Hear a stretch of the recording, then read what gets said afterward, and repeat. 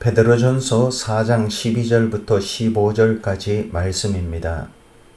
사랑하는 자들아, 너희를 연단하려고 오는 불시험을 이상한 일을 당하는 것 같이 이상히 여기지 말고 오히려 너희가 그리스도의 고난에 참여하는 것으로 즐거워하라. 이는 그의 영광을 나타내실 때에 너희로 즐거워하고 기뻐하게 하려 함이라. 너희가 그리스도의 이름으로 치욕을 당하면 복 있는 자로다. 영광의 영 곧 하나님의 영이 너희 위에 계심이라.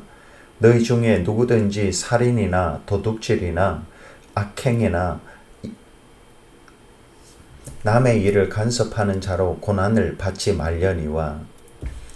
오늘은 그리스도의 고난에 참여하는 것으로 즐거워하라는 제목의 말씀입니다. 여러분은 군인들의 훈련 모습을 보신 적이 있으실 것입니다. 훈련병들은 무거운 군장을 메고 진흙탕을 기어가며 뜨거운 햇볕 아래에서 혹독한 훈련을 받습니다. 처음 보는 사람은 왜 저렇게까지 힘들게 할까라고 생각하지요. 그러나 군인들은 그 훈련을 벌이라고 여기지 않습니다. 훌륭한 군인으로 세워지는 꼭 필요한 과정이라는 것을 알기 때문입니다. 우리의 신앙도 이와 같습니다. 하나님께서는 우리를 버리셨기 때문에 고난을 허락하시는 것이 아니라 그리스도를 닮은 사람으로 빚어가시기 위해 연단하십니다. 그럼 그리스도의 고난이라는 것이 무엇인가요? 우리는 어떻게 그리스도의 고난에 참여할 수 있습니까? 그리스도의 고난에 참여하는 우리의 자세는 어떠해야 할까요? 먼저 그리스도의 고난이란 그리스도께서 하나님의 뜻을 이루기 위해 죄인을 구원하려고 당한 모든 고난입니다. 이 고난은 하나님의 기쁨이 되었습니다. 그런데 이 그리스도의 고난에 성도가 어떻게 참여할 수 있습니까? 벌써 2000년 전에 이미 일어난 과거의 일인데 말입니다. 그러나 하나님께서는 성도들이 신앙을 지키고자 핍박과 고난과 손해와 상처 가운데서도 굳건히 서 있는 것을 그리스도의 고난에 참여하는 것으로 여겨 주십니다. 그리고 그런 성도들을 마치 그리스도를 기뻐하셨던 것처럼 귀하게 여기시고 기뻐하십니다. 오늘 본문은 그리스도의 고난에 참여할 때 취해야 할 3가지 자세를 말씀합니다.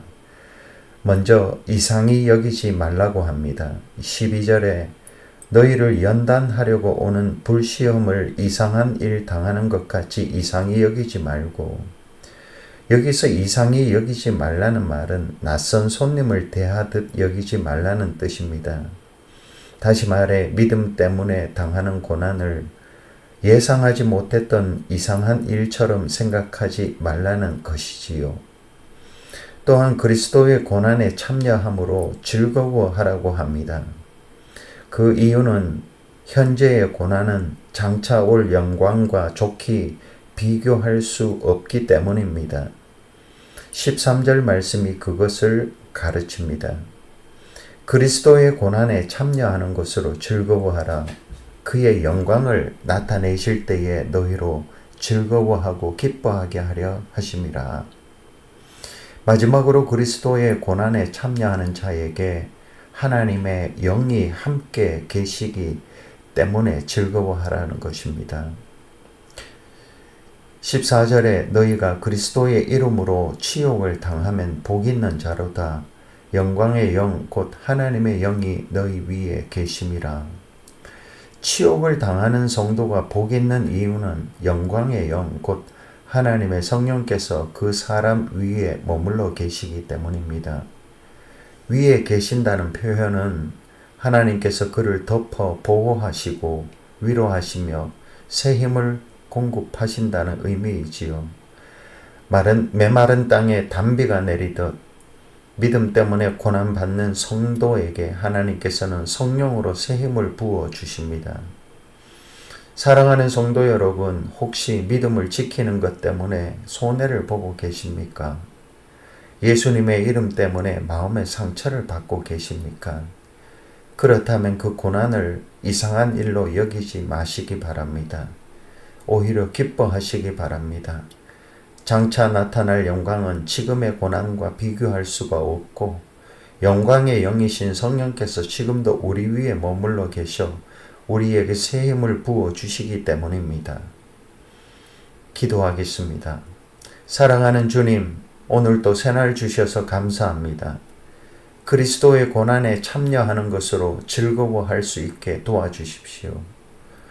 이는 장차 큰 영광이 우리를 기다리기 때문이고 영광의 영이 지금 우리 위에 계셔 독수리가 오르는 것 같은 힘을 주시고 회복시켜 주실 것이기 때문입니다. 예수 그리스도 이름으로 기도하옵나이다. 아멘.